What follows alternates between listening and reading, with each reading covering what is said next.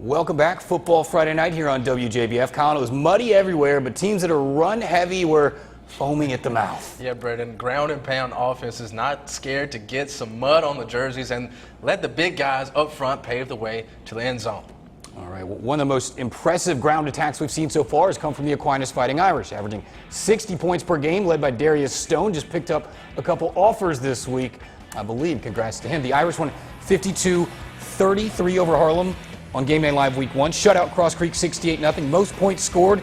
Largest margin of victory in school history. 0-2 Jenkins County, trying to spoil senior night after the Eagles got stopped on fourth down. Aquinas fumbled on their first play of the scrimmage. Eagles' second drive, Brandon Goodman, small in stature, plays big but coughs it up. Richard Edwards is there, recovers for the Irish. First and 10, yeah, from the 27, Irish student section, per usual.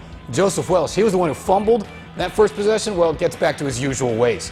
First and 10 from the 27, breaks inside and gets the Irish on the board, first 7-0. Second quarter special teams, Colin. Justin Gray, that's a line drive. Off the helmet. Yeah, Stuart McCall got in the way of it, and then Clark Jackson, the freshman, picks it up, breaks a tackle, and 14-0 Aquinas out in front. Aquinas back on offense now, and it's the senior quarterback. Hello, student section. They're always friendly. They're tough, actually, if you're the opposing team. QB keeper. They ran a couple of these in a row, and then he takes it left side, 55 yards for the house call. Another senior, the quarterback. Irish up 21-0. Jenkins County trying to answer. Justin Gray. Again, they were doing a whole lot of running. Then they switched quarterbacks to Gray and tried to do a couple things through the air, but Welsh picks that off, intended for Jonathan Coleman, and he's going the other way. Big momentum play for the Irish. 28-0. Aquinas up. Eagles trying to get something for the end of the half, but Gray sacked by another senior. Let's celebrate him on senior night. Lee Perry. It was 28-0 Aquinas at the half. They win 28-6. For the final, they are undefeated. Buddy Buford Field, Lincoln County hosting Westside. Red Devils lost to Jeff Davis. Westside 1-1. This is their final non-region game of the year. Lincoln County up 7-0. Westside looking to get in the game, and Cameron Collins. Great return to the 30 for John Wiley's team, but unfortunately Westside unable to capitalize on the return. Lincoln County's defense standing tall, and now Lincoln, the Red Devils, trying to put points on the board. Keenan Lampkin, little quick pass out to number 25, pushed out of bounds, but picked up the first down.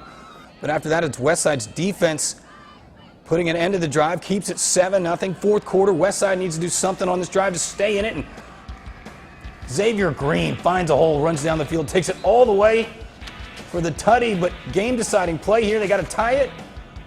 Oh, the extra point is no good. That's the difference. Lincoln County wins tonight 7-6. It's a tough week for kickers. Man. Special teams, 7-6 the final. All right, Emmanuel County lost to Savannah Christian in their opener, taken on by Vidalia. Their first game of the season. ECI's all-name team, PJ Wild Dog Farnham. That Wild Dog. The Wild Dog. I want to see that birth team.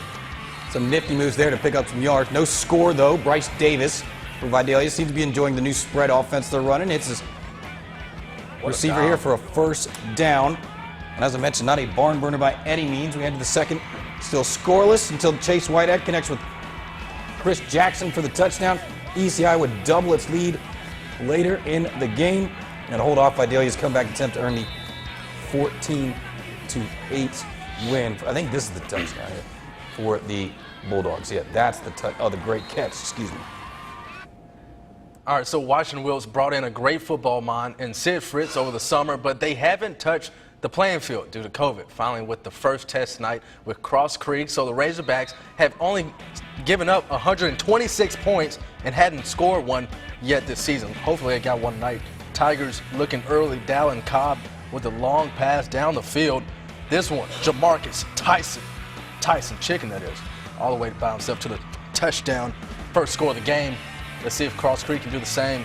Creek looks to punt, but it's fumbled and recovered by the Tigers. Now, the ball again. Here it is, the Tigers, Dallin Cobb. There he is, Sid Fritz, what a guy. Cobb to Justin Myers, takes down the field, and what is it? All right, see, I don't know how to say it. You copyrighted. So that's Justin Myers. Score is now 14-0. And here, they just keep piling it on. This one coming out the backfield.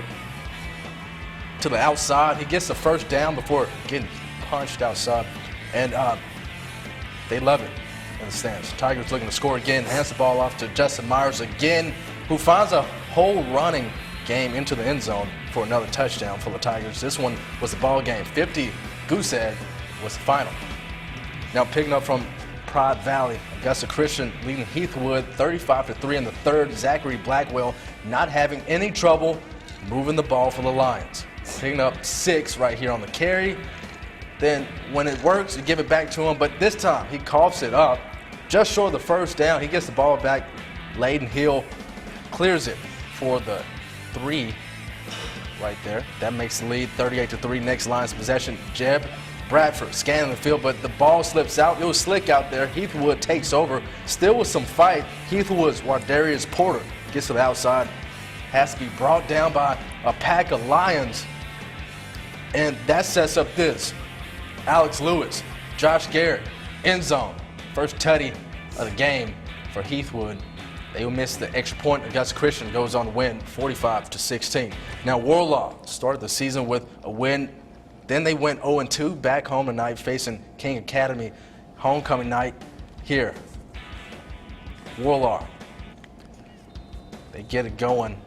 Breaking down for the first down. Then on the second play, quarterback Keep actually gives it off to 44, Sam Mitchell, and gains first touchdown of the game from the 1-yard line. 6-0. Warlaw succeed with a 2-point conversion by passing it to Addison Faustin. Here, fourth down with the Knights' #1 attempt to throw the ball. Man, he is swallowed up in the backfield. Warlaw knows how to play some 8-man football down there. Without a doubt. Warlaw gets the win 14-0. Throwing the shutout. Congrats to Wardlaw on homecoming for that one. Let's see some private school scores. Augusta Prep was going back and forth with Glasscock County, trying to get to 3-0, I believe. Remember, the Cavs went winless a year ago, so they fall tonight on the road 29-27. Brentwood over Briarwood 33-14. We had some confusion about who Edmund Burke and Thomas Jefferson were playing. We finally figured that one out, 39-20. I promise you we're going to try to get down to some of these private schools if we can. It's tough. We don't have as much staff as we usually in Westminster Falls on the road to Monsignor Donovan. All right, stick around. We go to Columbia County next to Game Night Live. Two teams that don't like each other very much. You know, proximity breeds rivalries. 6 miles apart. Yeah, we will recap Game Night Live with our friends John Hart and Ashley Brown.